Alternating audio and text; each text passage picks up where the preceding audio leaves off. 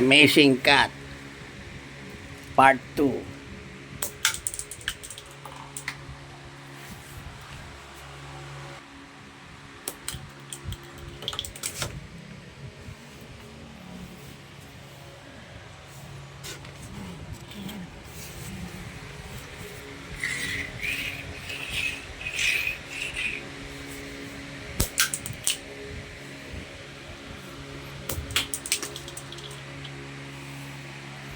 Huwag kang aalis. Anak mo pa siya. Ay, matapon yung gas.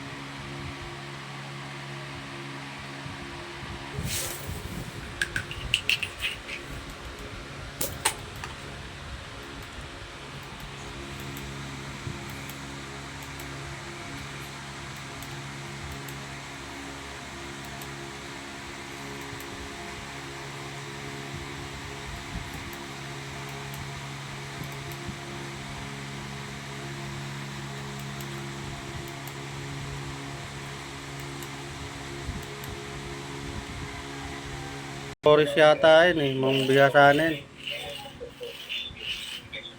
Pinagdula na ang crime scene. Nagsugawa ng nagbacktrack ng CCTV ang mga pulis para matuntun mga salabi sa krimen. Sa kalapit na bayan naman ng Dagabi, sugatan ng isang lalaki matapos baligin din ang isang pang lalaki sa barangay ng kontasyon at mayroon na rin sila sa pagpupulong dun sa barangay na medyo may alitan sila dati. Parang lumalabas na selos kasi parang pinalitan siya bilang ang frustrated murder. Nagbabalita mula sa frontline, Dalawa, News 5, Yes. So ang tala gustong maging doktor, kaya ituloy ng isang lolo ang kanyang pag-pagpupursige para maabot ang pangarap alamin sa frontline ng Pangilinan. Hindi hadlang ang kahirapan at edad para makapag-aral. Ito ang pinatunayan ng 70 anyos na si Lolo Jose Rallo na tagabayan ng Mahaplag, Leyte. Grade 7 si Lolo Jose sa Mahaplag National High School at pangarap niyang maging isang doktor. Prepared din siya. aral pa para patupad ang aking mga pangarap sa buhay.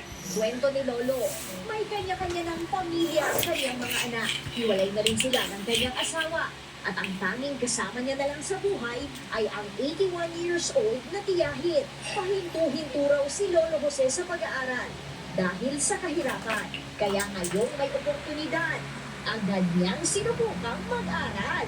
Gusto niya, kaso gusto niya talaga mag-aral para mag-like isang estudyante.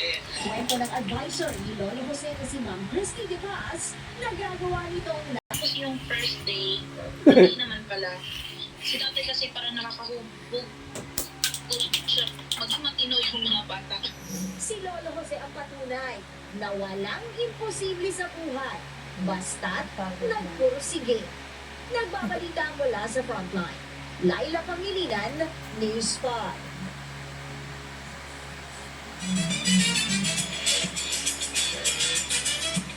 Napaka-inspiring naman yan, si Lolo.